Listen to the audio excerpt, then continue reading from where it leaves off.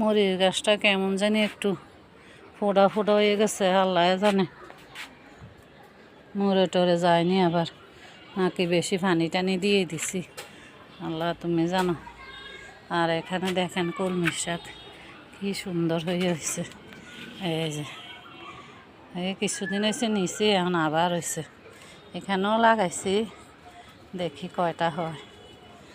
আর আল্লাহর রহমতে দেখেন আমার বড়ি গেছে, বড়ির ফুল।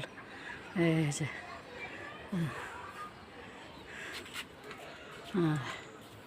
এটা তো দিছি আল্লাহর রহমতে, আল্লাহ জানে। গাছটাতে অনেক মরিচ ছিল, আবার আসতেছে, কিন্তু এটার কি হলো বুঝতে পারতেছি না। যাক, আল্লাহ ভালো জানে যে ফুল টুল আসছিল। আল্লাহ তুমি জানো, অনেক কষ্ট করে এদেরকে যত্ন করে এই পর্যন্ত আনছি। এখন গাছটা কেমন জানি একটু ঝিমাইয়া গেছে। যাক, এই যে এখানে একটা গাছ বাগান থেকে চারা তুলছি।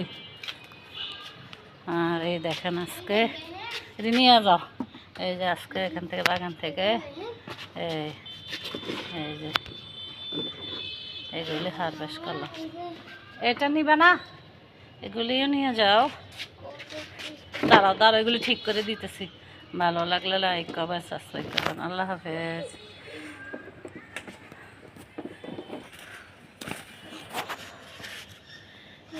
এখানে একটা বেগুনও হারভেস্ট করলাম, অনেক সুন্দর। আচ্ছা, ভালো লাগলে লাইক কমেন্ট সাবস্ক্রাইব করবেন। আল্লাহ হাফেজ।